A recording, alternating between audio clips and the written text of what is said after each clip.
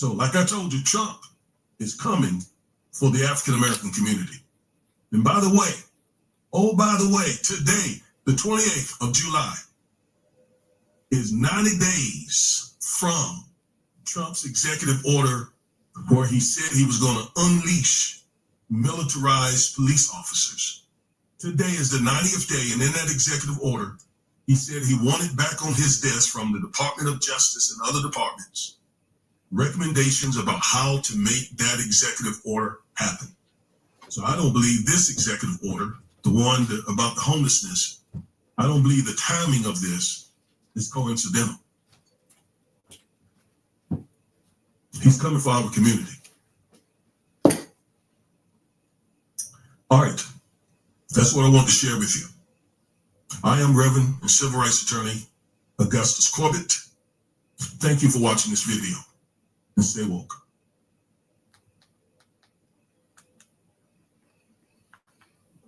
Well, that's about all the executive orders that's coming out back to back to back.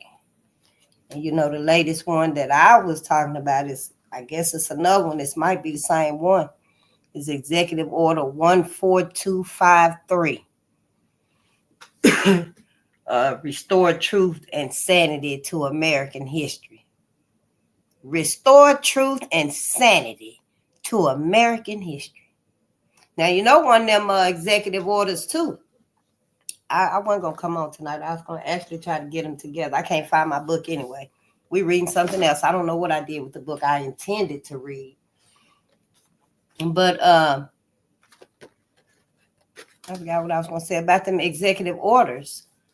It's so many of them coming out, and they all are targeting Black America.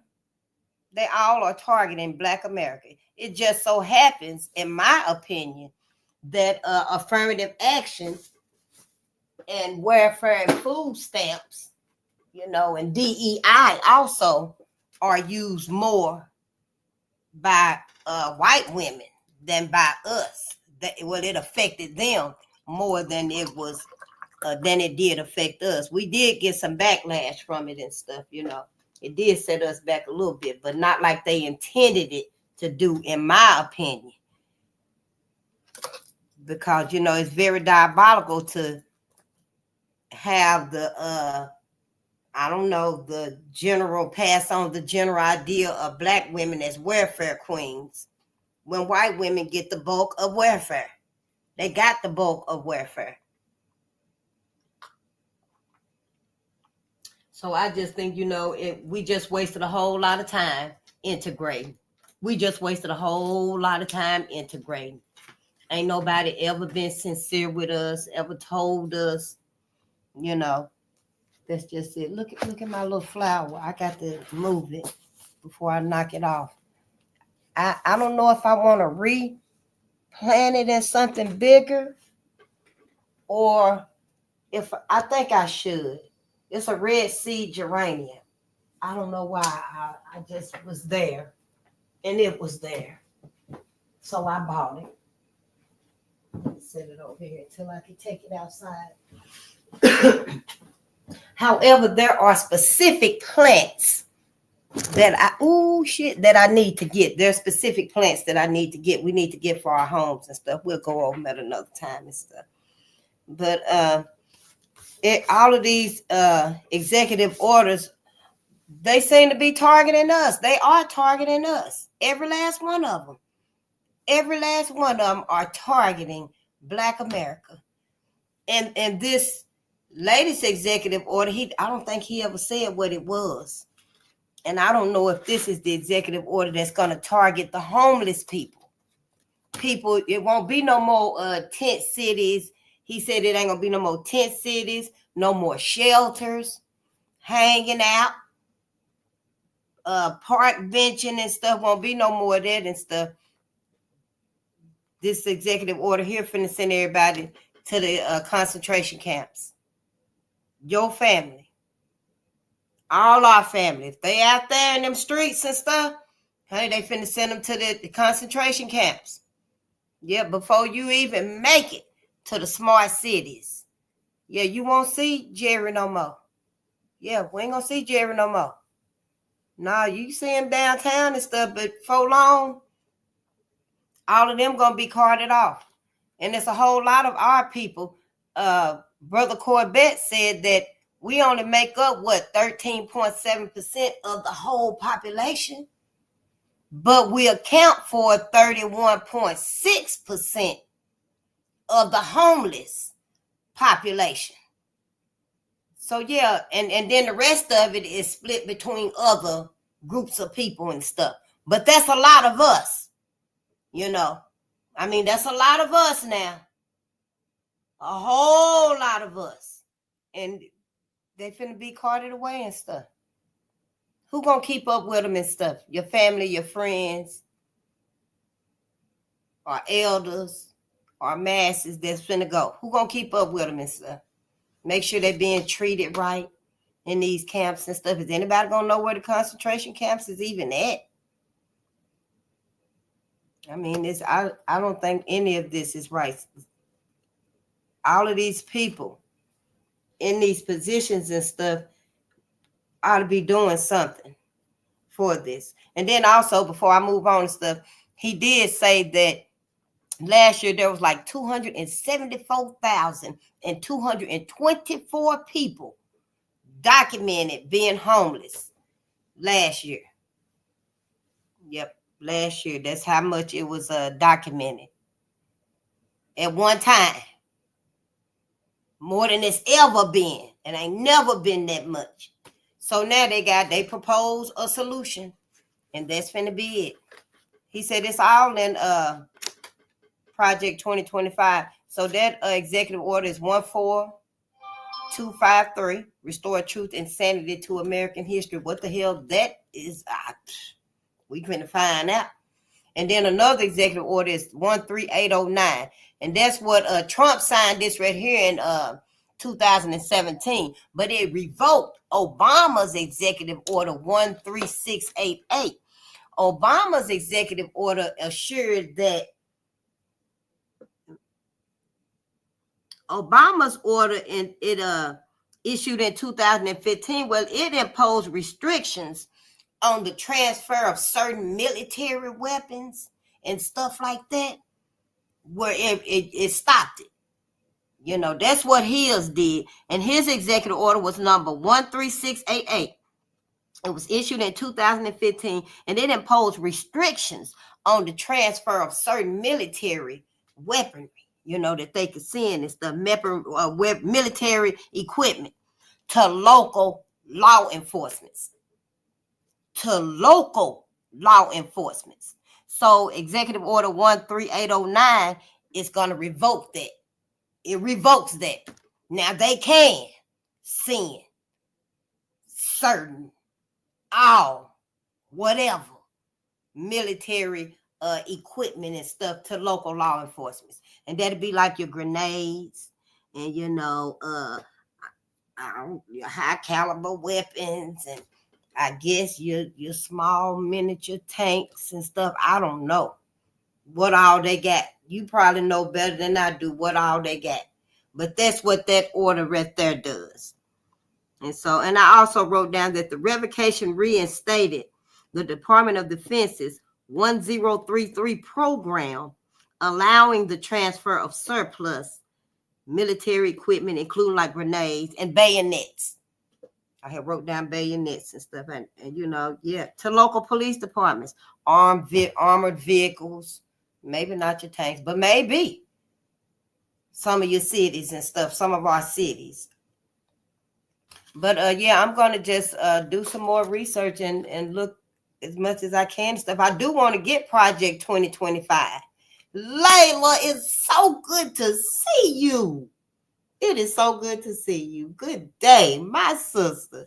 I'm finna get to reading and stuff. I just wanted to see that because I was listening to Augustus Corbett, and he was talking about it also, you know, how it's going to affect us if they do, well, when they do round up the homeless community and, you know, send them to the concentration camps. That's what they planning on doing. It's like systematically. All of these things that they carrying out and stuff is a systematic plan that they doing one by one. One by one. Damn this thing, honey. Sure will. Ooh, wee. Honey, baby child. Yes, let me get this out the way right here. Copyright disclaimer under 107 of the Copyright Act 1976. Allowance is made for fair use for purposes such as criticism, comment, news report, teaching, scholarship, and research. Fair use of the use permitted by copyright statute that might otherwise be infringing. Non-profit, educational, or personal use tips the balance in favor of fair use. Honey, baby child, we finna read this. Yes, I couldn't find slavery. I don't know where I set the book at. Somebody suggested that. However, I was thinking the book I got, Slavery, I think it's 2 editions to that book. And I would like to have them get the other one. And that way I can read the first one and then the second one. But this right here, Stamped from the Beginning. The definitive history of racist ideas in America. The definitive history of racist ideas in America. I know y'all don't know where they come from. It's this big. This is a huge book. I imagine this is gonna be huge, like that one document we're gonna get. The American Dilemma, honey, is 1,408 pages of straight genocide. This right here. Oh, this ain't really this ain't that bad. This just 500. And yeah, you got some notes in the back. Let me see here. Maybe 525.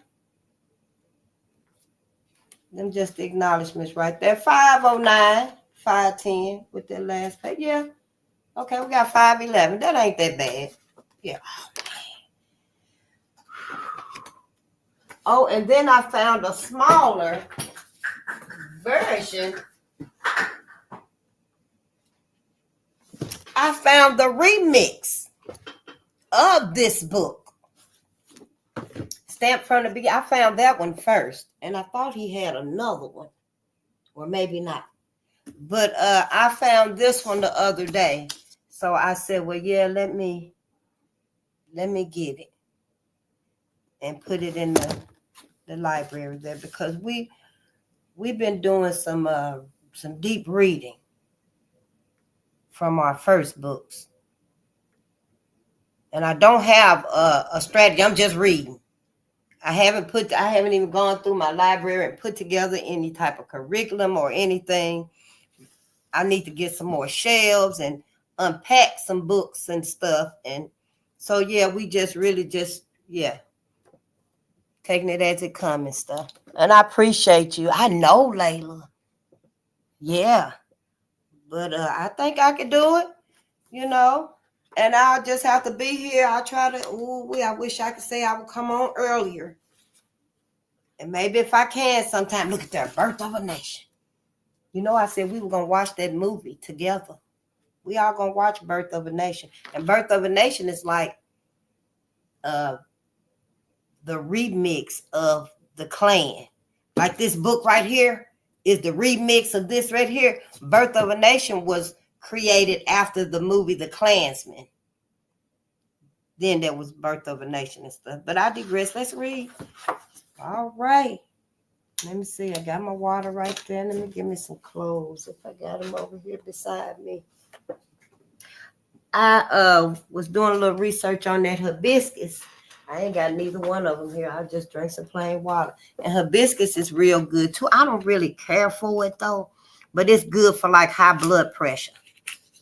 You got high blood pressure and stuff.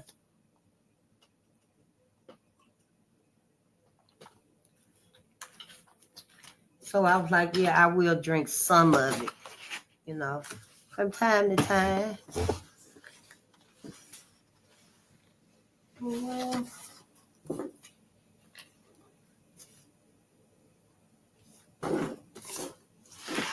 All right. Stamped from the Beginning, the definitive history of racist ideas in America. by Ibram X. Kendi. Ooh, this looked like a very important, powerful book. I ain't never read any of these books. All of these were my first time.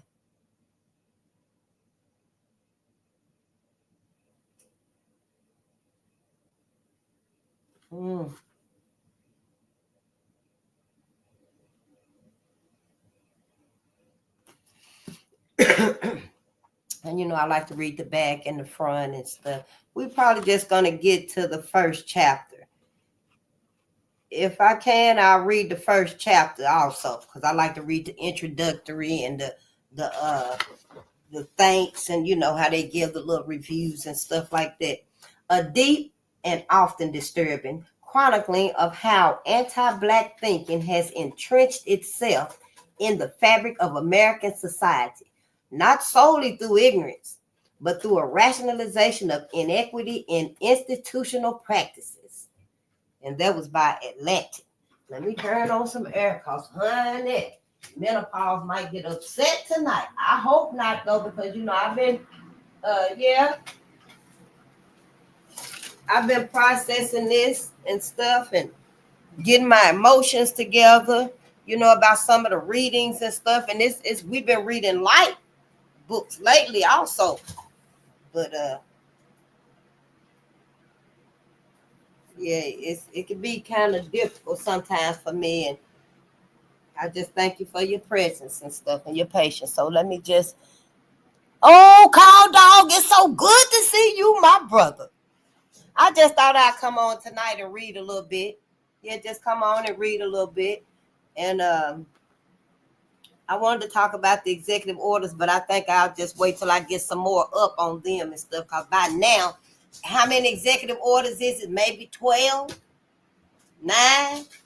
It's so many of them, I'm going to have to just put them all together on one sheet of paper.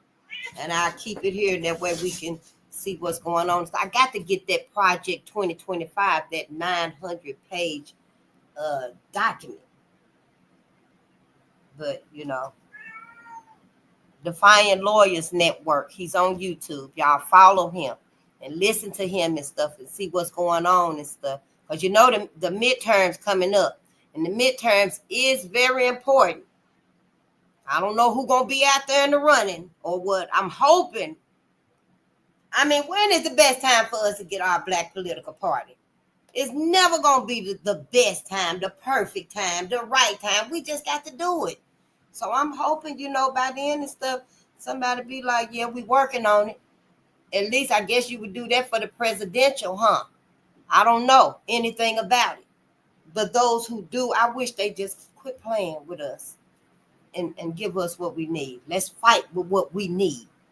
It ain't like they fighting this fight and we don't know that it's a fight going on now. Don't take your ass out there with no damn paper machetes and shit, and it's really plastic cutlery being used. I'm just saying, you know, because they will sacrifice us, our own people will and stuff, and they're gonna have to do something and stop pussyfooting around and stuff. They know that Trump is serious about what he's doing.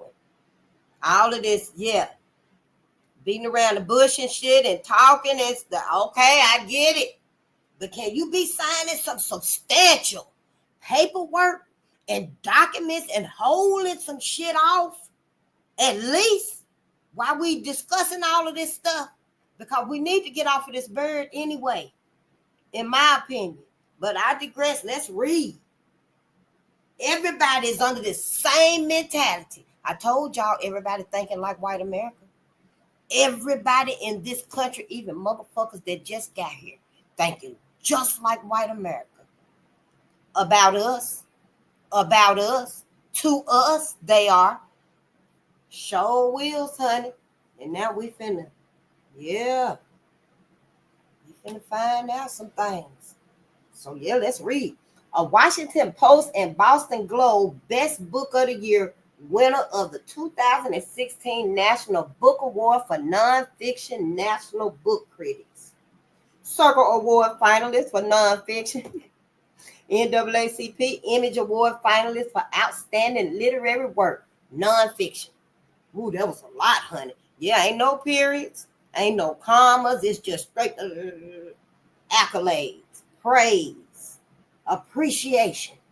A Washington Post and Boston Globe Best Book of the Year winner of the 2016 National Book Award for Nonfiction, National Book Critics Circle Award finalist for Nonfiction, NAACP Image Award finalist for Outstanding Literary Work, nonfiction, an engrossing and relentless intellectual history of prejudice in America. That was the Washington Post. Oh, the Root said, if you've ever been interested in how racist ideas spread throughout the United States, this is the book to read. That's why we're here. That is why how did everybody come to feel like this? How did all of these white people come to do this together? How did they move as one? 10,000, 50,000. And now everybody else will let history repeat itself. Everybody else motherfucking ass will let history repeat itself.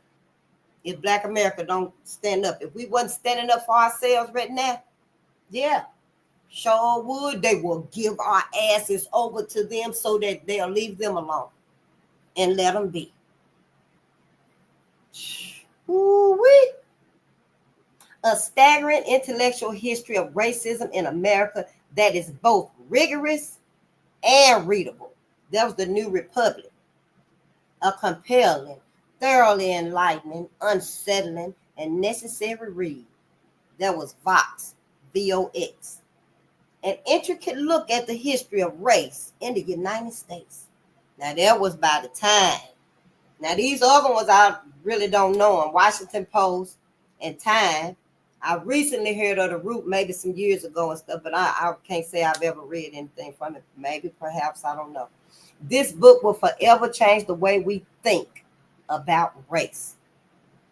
Oh, this right here was Touré, author of Who's Afraid of Post-Blackness.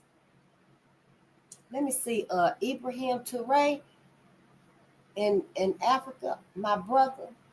Is this the same one? How did he spell his name? Ibrahah? I don't think so. But Ibram X. Kendi is a professor of history and international relations and the founding director of the Anti-Racist Research and Policy Center at American University. A frequent public speaker and commentator, Kendi lives in Washington, D.C. Oh, and this is a beautiful book, too. Look at the front of it right there. All right. Oh, that's right. Ibrahim Traore. Thank you so much. Oh, okay. No, it's two different names. This right here is Toure, Toure. Yeah. Thank you so much. It's so good to see you, Sensei. Oh, Carl Dog, it's so good to see you. Yeah, that's why we got to vibrate higher. Yep, we got to vibrate higher, honey, with everything we got. Sure do. Yes, honey, be grateful. Gratitude will help you vibrate higher. Yep. Praise for Stamped from the Beginning. An altogether remarkable thesis on history. Stamped from the Beginning is a riveting and often rivetingly written work, well deserving of the National Book Award. The Stranger. Kendi upends many commonly held beliefs about how racism works, exploring the ideas and thinkers behind our most intractable social and cultural problem. That was the Boston Globe. Bustle said essential reading. Seattle Times. Ambitious, well-researched, and worth the time of anyone who wants to understand racism. I honestly wish every American would read this book, especially people who haven't been exposed to the history of blatant, transparent racism in our public policy. That was the Chicago Review of Books, Best Books of 2016. Perhaps the most significant book of 2016, this National Book Award winner is a lucid, highly readable book at the origins of racist ideas in the United States. The Daily Kos, KOS, ambitious. Kendi bases his exhaustive study in one central thought: racist ideas have historically sprung from racist policies and self-preservation of the ruling class. The policy leads to the ideology, not vice versa. There was the Dallas Morning News. Forbes Online said this book should be on every young leader's bookshelf. It's not pretty, but the truth often isn't. What is going to be in this book? An accomplished history of racist thought and practice in the United States from the Puritans to the present. In this tour de force, Kendi explores the history of racist ideas and their connection with racist practices across American history. Racism is the enduring scar on the American consciousness. In this ambitious, magistral book, Kendi reveals just how deep that scar cuts and why it endures. It's barely subcutaneous pain still able to flare. Cut you like a knife. And that was Kirkus Reviews, starred review. This heavily researched, yet easily readable volume explores the roots and the effects of racism in America. The narrative smoothly weaves throughout history, culminating in the declaration that as much as we'd like it to be, America today is nowhere near the post-racial. America today is nowhere near the post-racial country that the media declared following the election of Barack Obama in 2008. The hope here is that by studying and remembering the lessons of history, we may be able to move forward to an equitable society. And that was book list. Oh, honey. Oh, everybody had a whole lot to say. I guess we'll give him credit, yeah. Kendi's provocative egalitarian argument combines prodigious reading and research with keen insights into the manipulative power of racist ideologies that suppress the recognition of diversity. This is a must for serious readers of American history, politics, or social thought. And that was Library Journal. The Choice said, self-proclaimed as a definitive history of racist ideas in the United States.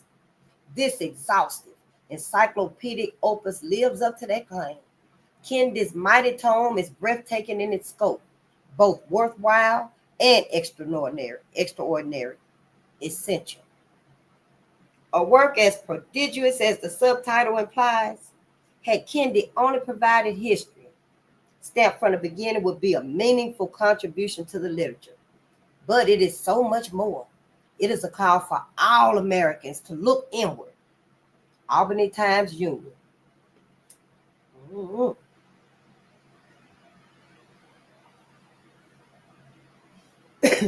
In his relentless odyssey through the making of America's particular brand of prejudice, Kendi challenges our assumptions about racism by exposing the development of racist ideas and their connection to racist actions and racist policies throughout our history. And that was Stephanie Livingston, the University of Florida, at the University of Florida. Stamped from the beginning is a history of how racist ideas are built and how they are built to last. Understanding this history is essential if we want to have any hope of progress. This book will forever change the way we think about race. And that was Toure, MSNBC contributor and author of Who's Afraid of Post-Blackness. In his ambitious, illuminating, and engaging book, Ibram X. Kendi seamlessly assembles sources from Cotton Mather to Angela Davis, The Great Awakening to Black Lives Matter, The Birth of a Nation to hip-hop culture, to show how not only race, but racist ideals are at the center of American thought. And that was Paula J. Giddings, E.A. Woodson professor at Smith College and author of Ida, A Sword Among Lions, Ida B. Wells, and the Campaign Against Lynching. Ooh, honey, baby child. You know we just finished reading not too many books ago, Red Record, Ida B. Wells. Ooh, Ida B. Wells. Yep. Mm-mm-mm. Yeah, so see, everything is about race. All them times I've heard, and I'm sure our mothers and fathers, all of us, I don't think it's a person that ain't had that experience, heard that. Why you got to make everything about race? Why everything got to be about race? Y'all always bring up race. But let's read. Both a penetrating treatise and a wonderfully accessible work of intellectual history, stamped from the beginning, reveals the heritage of ideas behind the modern dialectic of race denial and race obsession. By historicizing our entrenched logic of racial difference, Kendi shows why I don't see color and other professions of post-racialism remain inexorable alibis for white supremacy.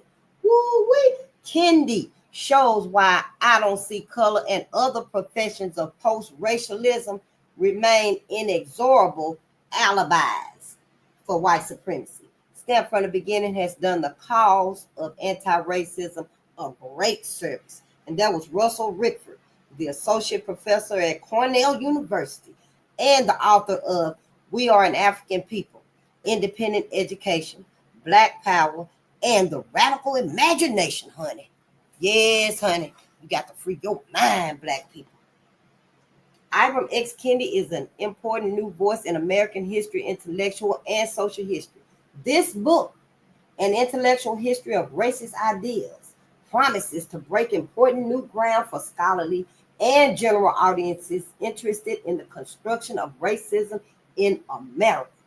And that was Peniel E. Joseph, author of Stokely, A Life and Waiting Till the Midnight Hour. Ooh, I'm going to have to get that right there. And that's going to be one of our midnight readings, too. Richly sourced and engaging, Ibram X. Kendi's Stamped from the Beginning is a highly accessible yet provocative study that seeks to complicate our understanding of racist ideas and the forces that produce them. Ooh, that was Uhuru Williams, professor of history and dean of the College of Arts and Sciences at Fairfield University. Stamped from the Beginning delivers a timely and bold corrective to the history of racist and anti-racist ideas that explodes our understanding of the root of anti-Black violence as we know it today. Kendi's depth analysis of key thinkers from Cotton Mather to Angela Davis illustrates how racial thought, specifically debates about racial difference, takes shape across space and time and influence racial policies and the persistence of racial discrimination. This book is a must-read for those interested in working to unearth the foundational ideas and practices that hinder true racial progress. And that was Keisha Khan Y. Perry, the associate professor of Brown University and the author of Black Women Against the Land Grab, The Fight for Racial Justice in Brazil. All right, let's start. Stamped from the Beginning. Made me think about the branding. You know, the slaves being branded. Bold type books. Yeah. Stamped from the definitive history to the lives they said don't matter. Ooh, look at the contents, honey. Human Hierarchy, Coming to America, Black Hunts, Saving Souls, Not Bodies, Big Bottoms, Black Exhibits, Soul, Ready for Freedom, Reagan's Drugs, Black Power, Freedom Brand, Southern Horrors. Ooh-wee. Preface to the paperback edition.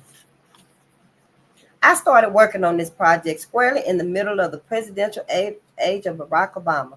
No one could fathom back in 2012 that the reality television star trolling Obama about the authenticity of his birth certificate would succeed him in the White House. But Donald Trump's birther theory, as it came to be known, proved to be the beginning of his successful presidential campaign of bigotry.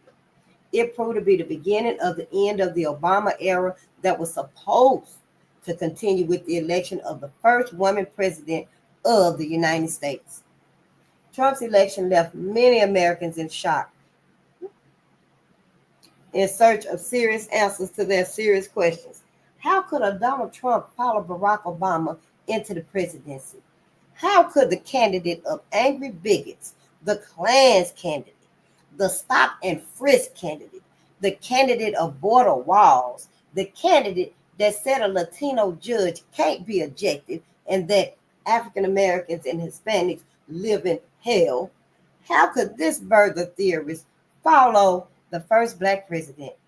How could Trump rise when Obama's rise seemed to make it impossible?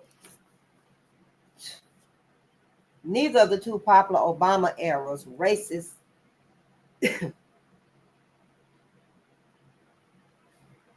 Neither of the two popular Obama eras racial histories prepared shocked Americans for the event of Donald Trump.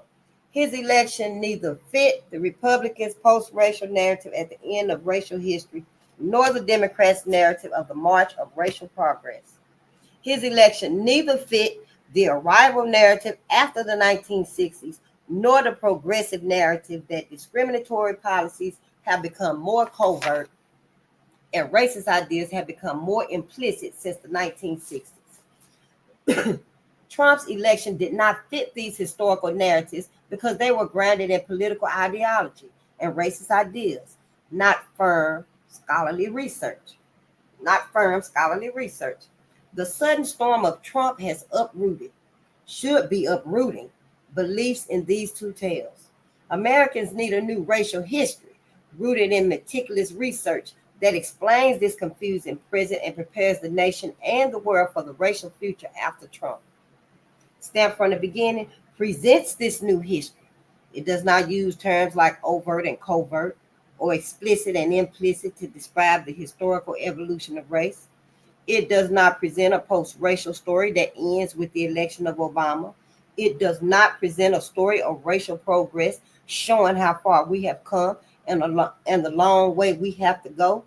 It does not even present a story of racial progress of 2 steps forward, as embodied in Obama, and 1 step back, as embodied in Trump. Embodied. As I carefully studied America's racial past, I did not see a singular historical force arriving at a post-racial America. I did not see a singular historical force becoming more covert and implicit over time.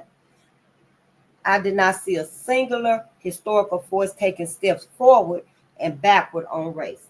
I saw 2 distinct historical forces.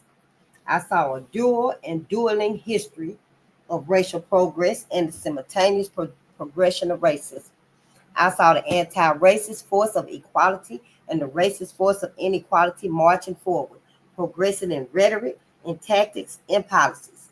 When the Obamas of the nation broke through racial barriers, the Trumps of the nation did not retire on their sunny estates in Florida. They created and sometimes succeeded in putting new and more sophisticated barriers in place, like the great-grandchildren of Jim Crow voting laws, the New Age voter ID laws that are disenfranchising Black Americans in the 21st century. And the Trumps of the nation developed a new round of racist ideas to justify those policies, to redirect the blame for racial disparities away from those new discriminatory policies and onto the supposed Black pathology. I am writing this preface on the eve of Trump's 100th day in office as the 45th president of the United States.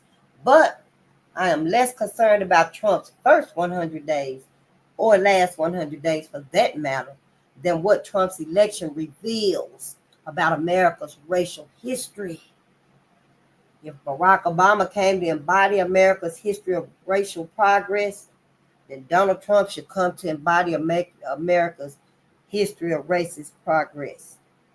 Okay? If Barack Obama came to embody America's history of racial progress, then Donald Trump should come to embody America's history of racial progress.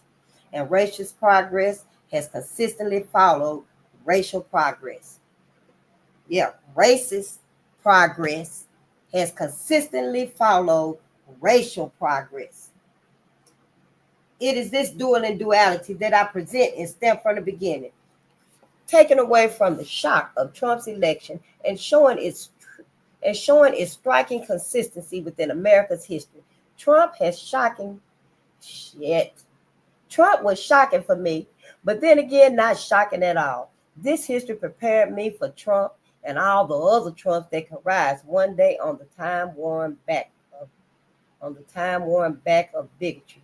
Ibram X. Kendi, Kendi. I know I'd be tempted to say Kennedy, but it's Ibram X. Kendi, April 28th, 2017. Woo-wee. Let me see. Shit. Let's get going, y'all. I know, right? The prologue. Every historian writes in and is impacted by a precise historical moment.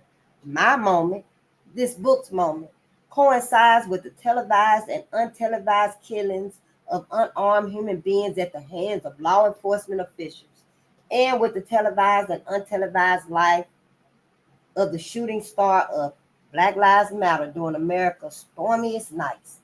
I somehow managed to write this book between the heartbreaks of Trayvon Martin and Rekia Boyd and Michael Brown and Freddie Gray and the Charleston Nine and Sandra Bland.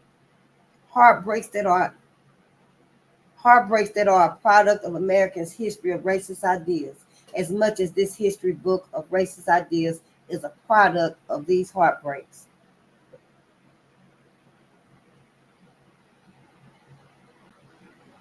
Young black males were 21 times more likely to be killed by police than their white counterparts between 2010 and 2012, according to federal statistics. The underrecorded, underanalyzed racial disparities between female victims of lethal police force may be even greater. Federal data shows that the median wealth of white households is a staggering 13 times the median wealth of black households, and black people are 5 times more likely to be incarcerated than white people. But these statistics should come as no surprise. Most Americans are probably aware of these racial disparities in police killings, in wealth, in prisons, in nearly every sector of U.S. society. By racial disparities, I mean how racial groups are not statistically represented according to their populations.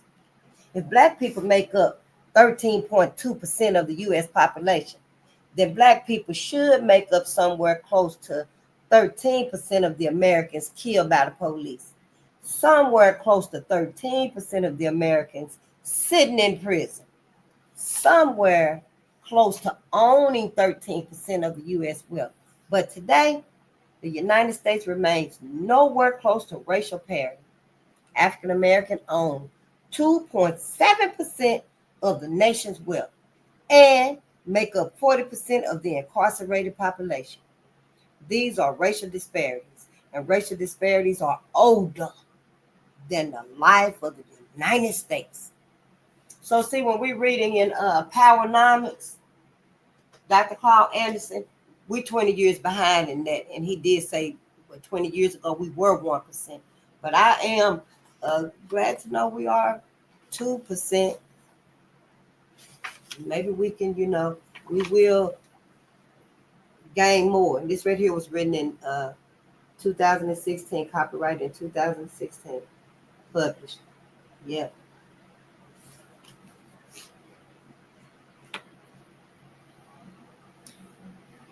In 2016, the United States is celebrating its 240th birthday. But even before Thomas Jefferson and the other founders declared independence, Americans were engaging in a polarizing debate over racial disparities, over why they exist and persist, and over why white Americans as a group were prospering more than black Americans as a group. Historically, there have been 3 sides to this heated argument. A group we can call segregationists, has blamed Black people themselves for the racial disparities. A group we can call anti-racist has pointed to racial discrimination. A group we can call assimilationists has tried to argue for both of them, saying that Black people and racial discrimination were to blame for racial disparities. During the ongoing debate over police killings, these three sides to the argument have been on full display. Segregationists have been blaming the recklessly criminal behavior of the Black people who were killed by the police officers. Michael Brown was a monstrous, threatening thief. Therefore, Darren Wilson had reason to fear him and to kill him. Anti-racists have been blaming the recklessly racist behavior of the police. The life of this dark-skinned 18-year-old did not matter to Darren Wilson. Assimilationists have tried to have it both ways. Both Wilson and Brown acted like irresponsible criminals. Listening to this three-way argument in recent years has been like listening to the three distinct arguments you will hear throughout, stamped from the beginning. For nearly 6 centuries, anti-racist ideas have been pitted against two kinds of racist ideas: segregationists and assimilationists. The history of racist ideas, the history of racial ideas that follows is the history of these three distinct voices: segregationists, assimilationists, and anti-racist, and how they each have rationalized racial disparities, arguing why white people have remained on the living and winning end, while Black people remain on the losing and dying end. The title "Stamped from the Beginning" comes from a speech that Mississippi Senator Jefferson Davis gave on the floor of the United States Senate on April 12, 1860. The future president of the Confederacy objected to a bill funding Black education in Washington, D.C. This government was not founded by Negroes nor for Negroes, but by white men for white men, Davis lectured his colleagues. The bill was based on the false notion of racial equality, he declared. The inequality of the white and Black races was stamped from the beginning. It may not be surprising that Jefferson Davis regarded Black people as biologically distinct and inferior to white people, and Black skin as an ugly stamp on the beautiful white canvas of normal human skin. And this Black stamp as a signifier of the Negro's everlasting inferiority. This kind of segregationist thinking is perhaps easier to identify and easier to condemn as obviously racist. And yet, so many prominent Americans, many of whom we celebrate for their progressive ideas and activism, many who had very good intentions, subscribe to assimilationist thinking that also served up racist beliefs about Black inferiority. We have remembered assimilationist glorious struggles against racial discrimination and tucked away their inglorious partial blaming of inferior Black behavior for racial disparities. In embracing biological racial equality, assimilationists point to environment, hot climates, discrimination, culture, and poverty as the creators of inferior Black behaviors. For solutions, they maintain that the ugly Black stamp can be erased, that inferior Black behaviors can be developed, given the proper environment. As such, assimilationists constantly encourage Black adoption of white cultural traits and of physical ideals.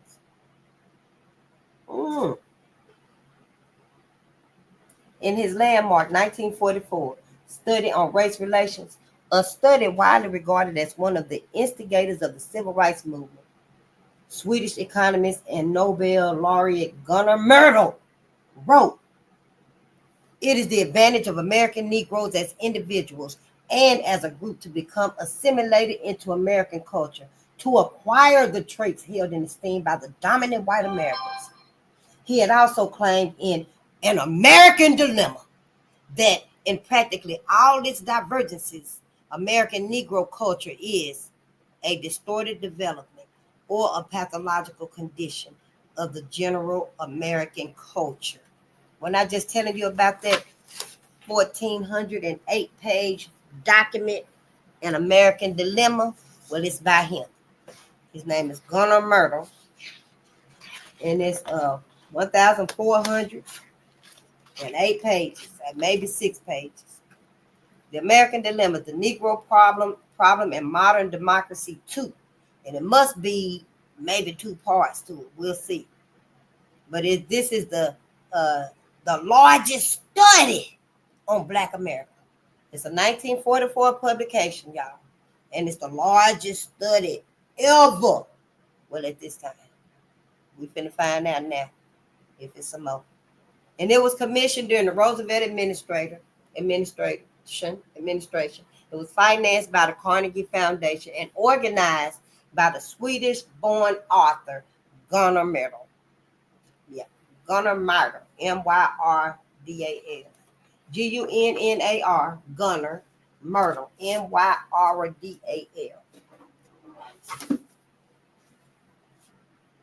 Confirmation.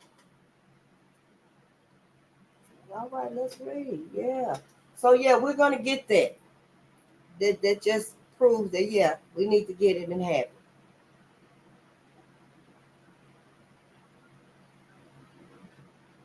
Sorry, in here.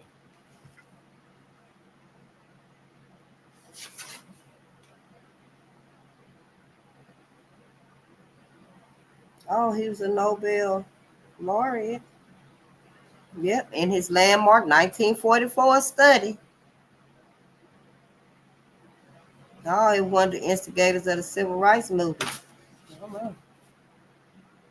But there is and has always been a persistent line of anti-racist thought in this country, challenging those assimilationist and segregationist lines and giving the line of true hope.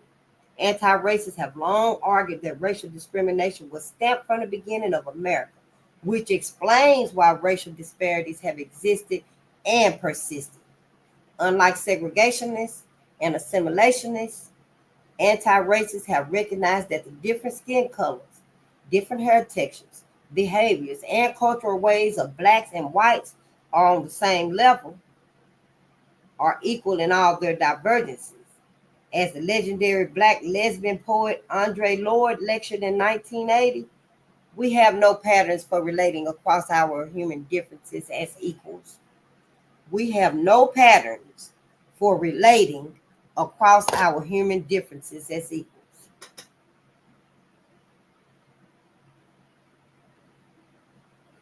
There was nothing simple or straightforward or predictable about racist ideas and thus their history. Frankly speaking, for generations of Americans, racist ideas have been their common sense. The simple logic of racist ideas has manipulated millions over the years, muffling the more complex anti-racist reality again and again and again. And so, this history could not be made for readers in an easy-to-predict narrative of absurd racists clashing with reasonable anti-racists. This history could not be made for readers in an easy-to-predict two-sided Hollywood battle of obvious good versus obvious evil, with good triumphant in the end. From the beginning, it has been a three-sided battle, a battle of anti-racist ideas being pitted against two kinds of racist ideas at the same damn time, with evil and good failing and triumphing in the end. Both segregationists and assimilationist ideas have been wrapped up in attractive arguments to seem good, and both of them have made sure to rewrap anti-racist ideas as evil. And in wrapping their ideas in greatness, and in wrapping their ideas in goodness, segregationists and assimilationists have rarely confessed to their racist public policies and ideas. But why would they? Racists confessing to their crimes is not in their self-interest. It has been smarter and more exonerating to identify what they did and said is not racist. Criminals hardly ever acknowledge their crimes against humanity, and the shrewdest and most powerful anti-black criminals have legalized their criminal activities, have managed to define their crimes of slave trading and enslaving and discriminating and killing outside of the criminal code. Likewise, the shrewdest and most powerful racist ideologues have managed to define their ideas outside of racism. Actually, assimilationists first used and defined and popularized the term racism during the 1940s. All the while, honey, they refused to define their own assimilationist ideas of Black culture and behavior inferiority as racist. These assimilationists defined only segregationist ideas of Black biological inferiority as racist. And segregationists, too, have always resisted the label of racist. They have claimed instead that they were merely articulating God's word, nature's design, science's plan, or plain old common sense.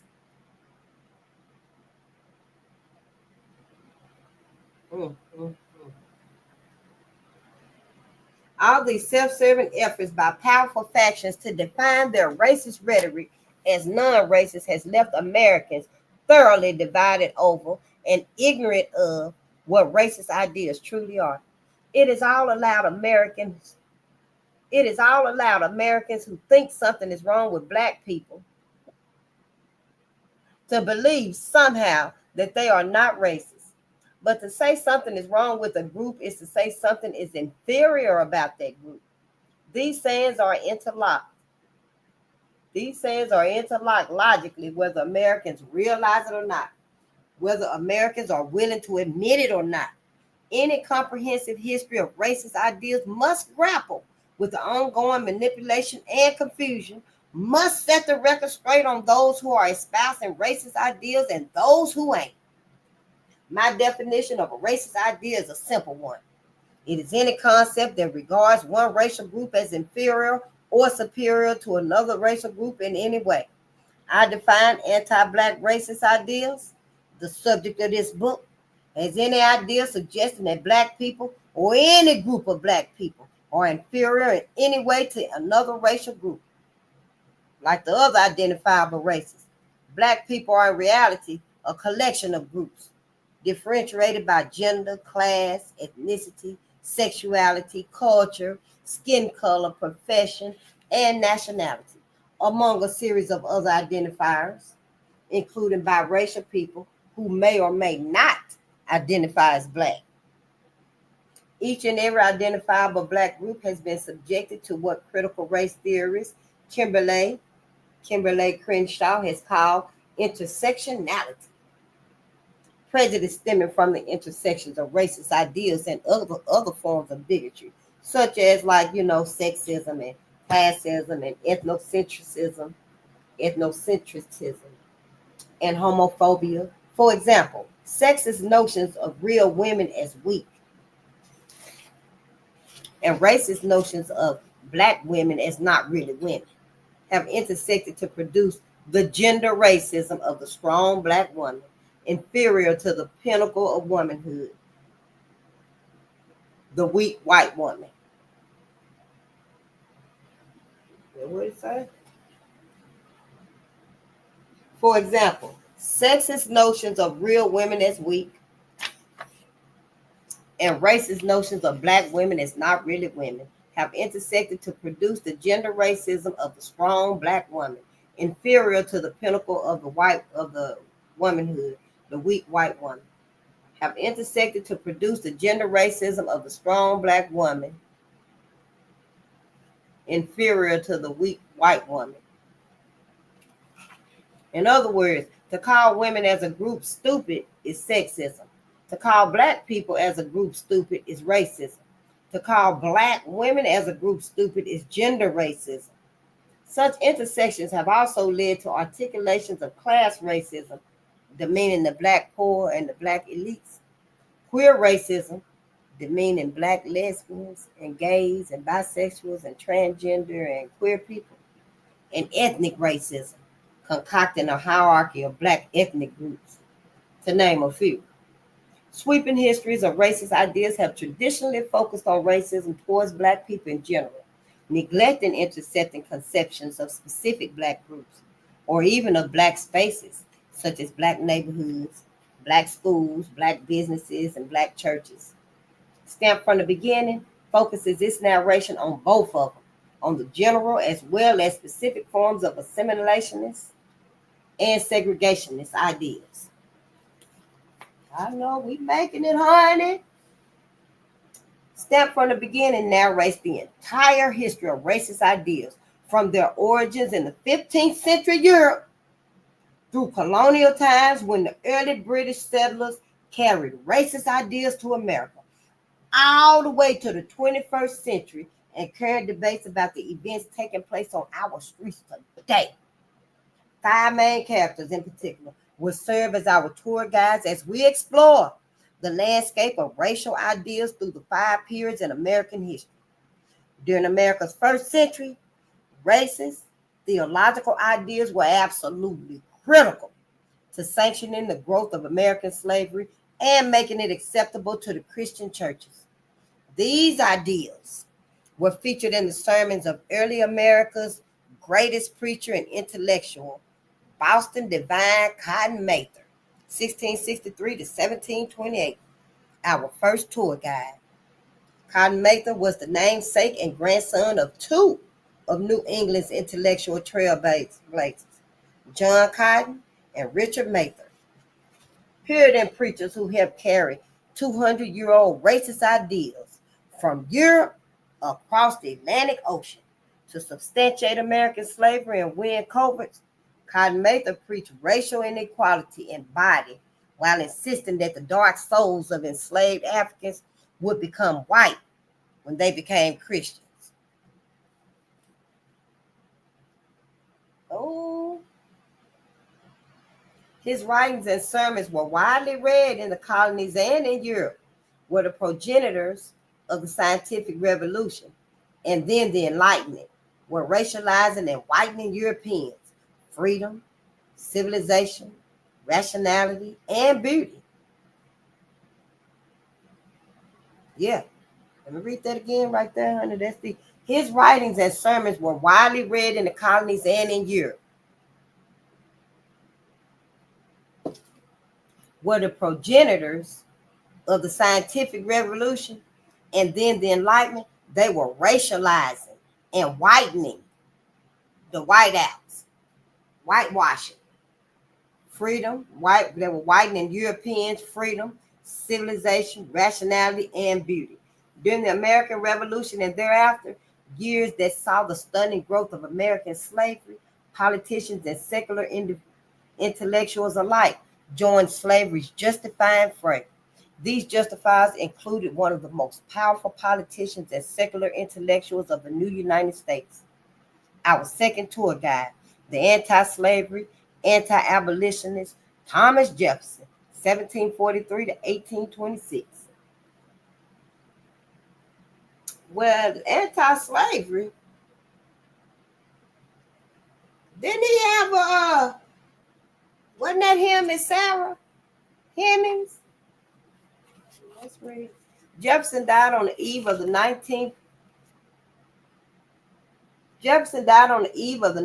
century's movement for emancipation and civil rights, a movement partially spearheaded by the pulsating editor of the Liberator, William Lloyd Garrison, 1805 to 1879, tour guide number 3. Like his peers, Garrison's most instrumentally passionate anti-slavery ideas drawing Americans to the cause of abolition and civil rights were usually not anti-racist ideas. He popularized the assimilationist idea that slavery, or racial discrimination more broadly, had imbruted Black people. This oppression had made their cultures, psychologies, and behaviors inferior. It is one anti-racist thing to say discriminators treated Black people like they were barbarians. It is yet another racist thing to say that discrimination actually transformed Black people into barbarians. The nation's first great professionally trained Black scholar, W.B. Du Bois, 1868 to 1963, our fourth tour guide, initially adopted Garrison's racist idea, but he also stood at the forefront of anti-racist ideas, challenging Jim Crow's rise in the late 19th century. Over the course of his long and storied career into the 20th century, Du Bois's double consciousness of racist and anti-racist ideas amazingly transfigured into a single consciousness of anti-racism. In the process, however, his influence waned. In the 1950s and 1960s, racist arguments once again became the most influential ideas drawing Americans to the cause of civil rights. Later, civil rights and Black power advances and the sensationalized crisis of Black single-parent households, welfare queens, affirmative action, and violent rebels and criminals all fed a ravishing racist backlash to the racial progress in the 1960s, including the judicial persecution of anti-racist activists. Most famously, a young philosopher from the University of California at Los Angeles.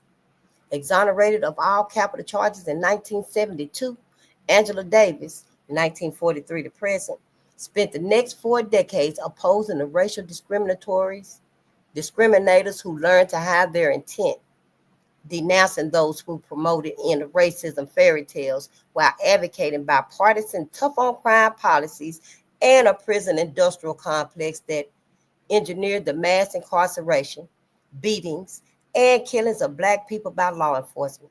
She will be our 5th and final tour guide. These 5 main characters, Cotton Mather, Thomas Jefferson, William Lloyd Garrison, W.B. Du Bois, and Angela Davis, were arguably the most consistently prominent or provocative racial theorists of their respective lifetimes.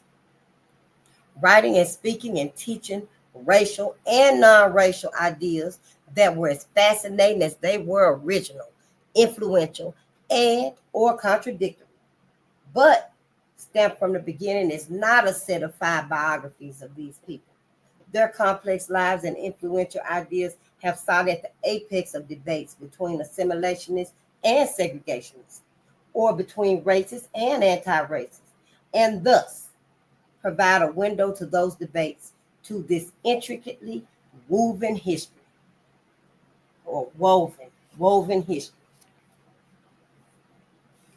Stamped from the Beginning is not merely a history of overt racism becoming covert, nor is it a history of racial progress or a history of ignorance and hate. Stamped from the Beginning rewrites the history of racist ideals by exposing the incompleteness of these 3 widely believed historical storylines. Racist intentions, not policies, became covert after the 1960s. Old and new racist policies remain as overt as ever.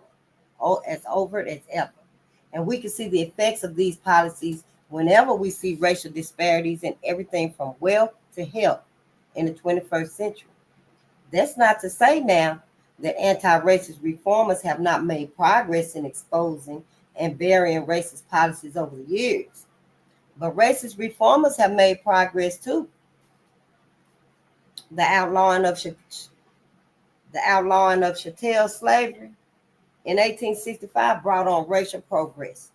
Then the legalization of Jim Crow brought on the progression of racist policies in the late 19th century. The outlawing of Jim Crow in 1964 brought on racial progress.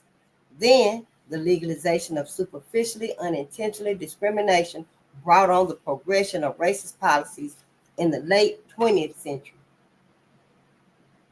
In order to fully explain the complex history of racist ideas, Stamped from the Beginning must chronicle this racial progress and the simultaneous progression of racist policies. Hate and ignorance have not driven the history of racist ideas in America.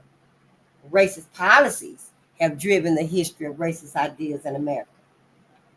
And this fact becomes apparent when we examine the causes behind not the consumption of racist ideas, but the production of racist ideas.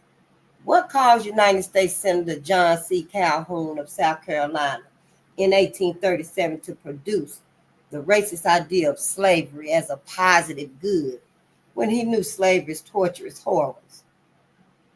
What caused Atlanta newspaper editor Henry W. Grady in 1885 to produce the racist idea of separate but equal when he knew Southern communities were hardly separate or equal? What caused think tankers after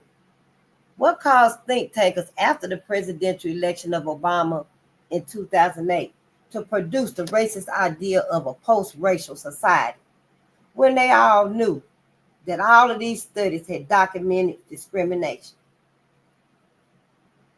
Time and time again, racist ideas have not been cooked up from the boiling pot of ignorance and hate. Time and time again, powerful and brilliant men and women have produced racist ideas in order to justify the racist policies of their era, in order to redirect the blame for their era's racial disparities away from those policies and onto Black people.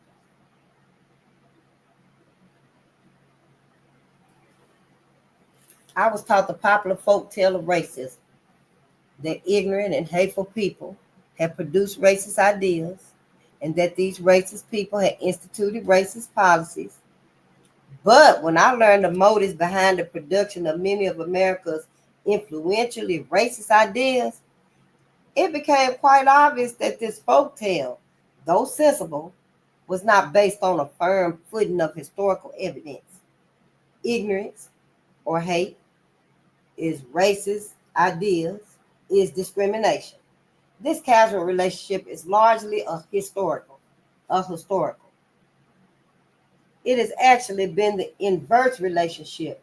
Racial discrimination led to racist ideas, which led to ignorance and hate.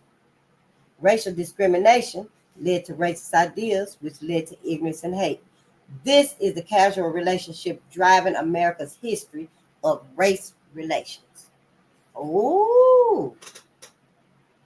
Their own racist ideas usually did not dictate the decisions of the most powerful Americans when they instituted, defended, and tolerated discriminatory policies that affected millions of Black lives over the course of American history. Racially discriminatory policies have usually sprung from economic, political, and cultural self-interest that are constantly changing. Politicians seeking higher office have primarily created and defended discriminatory policies out of political self-interest, not racist ideas. Capitalists seeking to increase profit margins have primarily created and defended discriminatory policies out of economic self-interest, not racist ideas. Cultural professionals, including theologians, artists, scholars, and journalists, are seeking to advance their careers or cultures and have primarily created and defended discriminatory policies out of professional self-interest, not racist ideas. When we look back at our history, we often wonder why so many Americans did not resist slave trading. Why didn't they resist enslavement, segregating, or now mass incarceration? The reason is racist ideas. The principal function of racist ideas in American history has been the suppression of resistance to racial discrimination and its resulting racial disparities. The beneficiaries of slavery, segregation, and mass incarceration have produced racist ideas of Black people being best suited for or deserving of the confines of slavery, segregation, or the jail cell. Consumers of these racist ideas have been led to believe there is something wrong with Black people and not the policies that have enslaved, oppressed, and confined so many Black people. Racist ideas have done their job on us.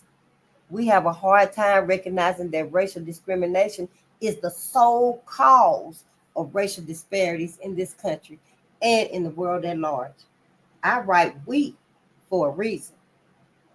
When I began this book with a heavy heart for Trayvon Martin and Rekia Boyd, I must confess that I held quite a few racist ideas. Even though I am an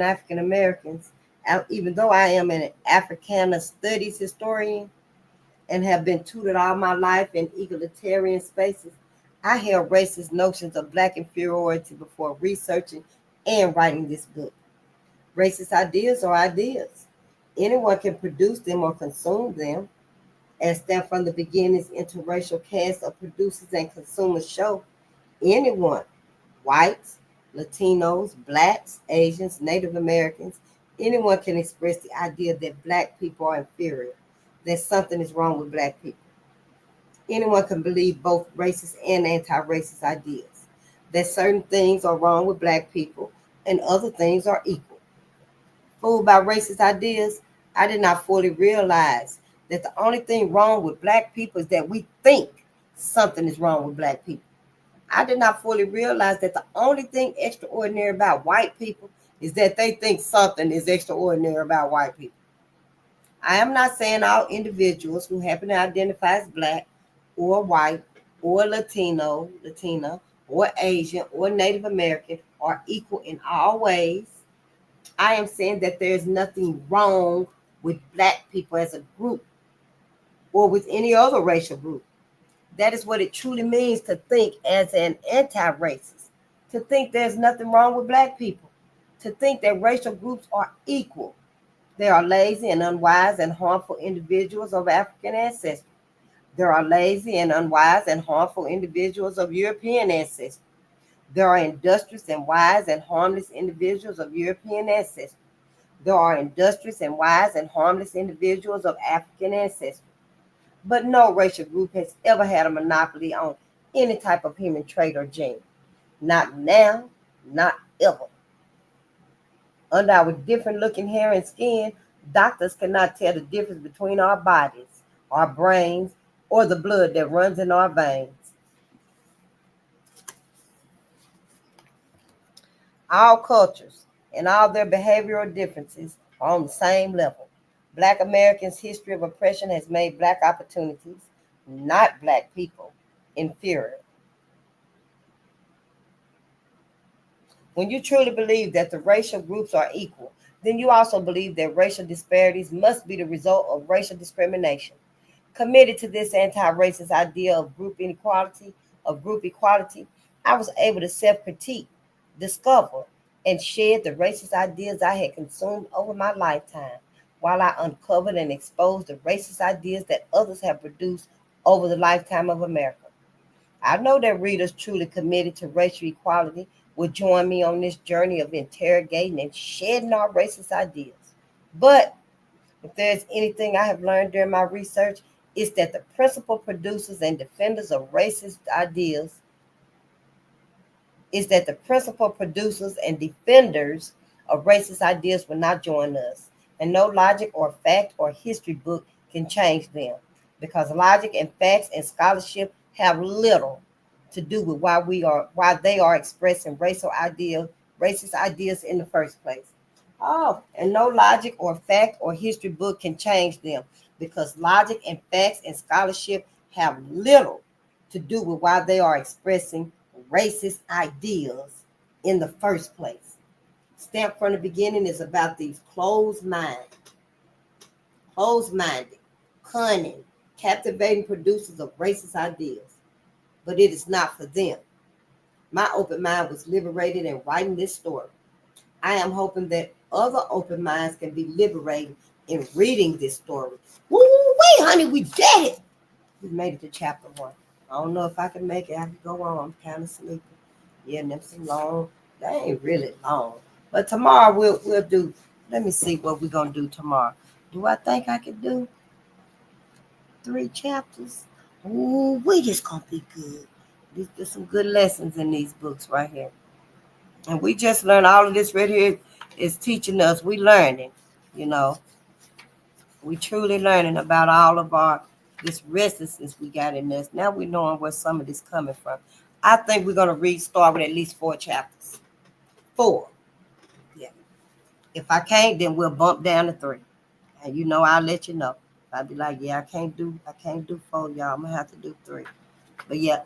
So we'll start there tomorrow. Thank you so much. Thank you. I sure appreciate y'all too. I really do. I appreciate your patience and your presence. Oh, it's 1:34. We like a few minutes right on time. Yep. Yep. So I'm finna just go ahead and see about the rest of these executive orders. And hopefully I have them done tomorrow and we can go over them and stuff. So we can kind of catch up with Brother Augustus Corbett and see what he said. Well, hi there, Jinx Rose. It's so good to see you. Oh, my TV. It's so good to see you. Yes, it is so good. Lady K and Dear Sparker. It's so good to see you. Everybody. Yes. Oh, thank you so much, Mike TV. It's so good to see everybody. Go subscribe to Mike too, Mike TV. And if you want to get your genealogical done and locate your origin of your family tree and stuff, go to Mike TV. Don't go to Ancestry 123 ABC. None of them people and stuff. Go to Mike TV. Mike is there to get it done for us, and you can trust it. He's done it for his. And it's a way so you can keep up with it in the future. You can keep up with it in the future. So much is happening right now. And I'm just saying, so yeah, go follow Mike on YouTube, on TikTok. Go, Mike. See if you can put your link in the chat, Mike. See if it'll do it. Because I don't know. I think it'll do it and stuff. And yep, his website, nativeancestry.com. Go and subscribe to it, and you can donate to him right here on his Cash App. Yeah, that's his Cash App. Colonial 2020. And you can donate to Mike too. Yeah, because we all doing this. We all doing it. I'm coming. It's taking me a little longer to give me some funds and stuff. But yeah, I need to know about my genealogical history and stuff because I don't have it. My family, we don't have anything about our familial history. I don't have anything. You know, and I know if I had been a little focused, I'm like 50 years late and stuff, but I would have been like Zora Neale Hurston and I would have been getting information. But you know, when I had that second baby and stuff, I had to just go on and yeah, do what you got to do, Face. Yeah, ain't no need sitting up here trying to ask no questions now. Yeah, but so yeah, Mike, I do need your help too, but I can wait till I get the funds and stuff for mine, honey, because they asked my owe me 2 checks. So, Mike, honey, you will see me walking on my land myself. Sure will. Something got to give, Black America. I'm just saying. Oh, thank you so much, Layla. Yes, that's what we got to do for all of us and stuff. And yeah, let me know where I need to be at with us too, because I'm just sitting here reading like the ancestors told me to do. But I got to connect some dots too, y'all. I know they got some dots for me to connect as well. And long as we healing and we able to understand our people a little better, I can. It's slow. It shows slow coming though, but it give me a little bit more patience with us. I just think in the future and stuff, you know, I have a lot more patience to let them know what's going on with them and stuff. So the more that I learn and stuff, you know, right now all I can do is sing a song to you.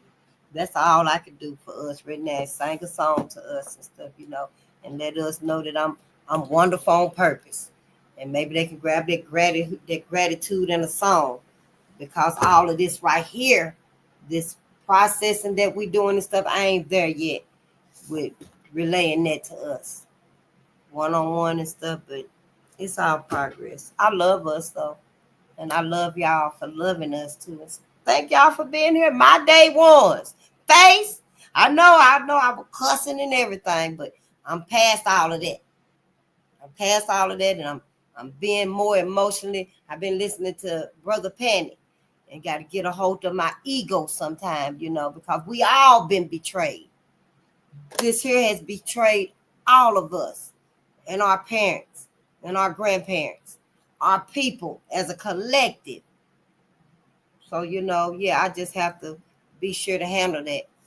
And so, yeah, I thank y'all though. And I'll see you on the next page. I will see you on the next page because, you know, we still reading Powernomics. I really need to see where people at with that And maybe, yeah, we'll go over there and just be sitting in the back, with them and stuff. And you better not say a word, face. And look at you, son, saying done subscribe. Thank you so much. And if y'all got a site and stuff, put it in the chat so we can subscribe to y'all. Because we ain't going to have long with this. So we need to be subscribing to each other and stuff so we can get these downloads, these uploads, these different mindsets. Because I don't know about y'all, but when I'm not here, I don't have people in my life that I can talk to about anything that we're reading or that we're studying and stuff. I mean, maybe for a few minutes they'll listen, but after that, they go to sighing and looking off and dazing and stuff. So, I really appreciate y'all being here and stuff. That's why I'm happy at home, honey. I'd be so happy at home and stuff because I got the TV all to myself. I got black media all to myself. I ain't got nobody coming in talking about, you gonna put on Hell's Kitchen?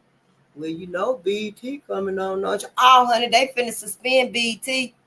Yes, Black Entertainment Television. Out of here. Indefinitely. And then there was something in the way, Black Excellence or something like that our family across the way and stuff done bought that right up under your noses. Black American stuff. So yeah, we building on up a new right here. We building a new Black America.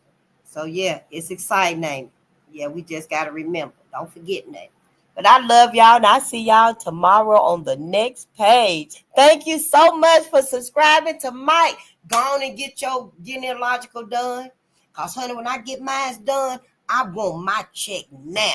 You can go on and be writing it out while I'm taking everything to my land, wherever it's at. I've been talking about my homestead. This is it right here. Yes. Let me go on and do my little, I'm finna do my ancestry money. Yep, I'm finna go on and burn my ancestry money because I've been holding it. I've been holding my ancestry money. I ain't did it yet. But I'm finna go on and do it right now because I need to get this done and get out the way so I can get me a homestead. I know. I love y'all. And I'll see y'all tomorrow on the next page. You're so welcome. Thank you, Sensei.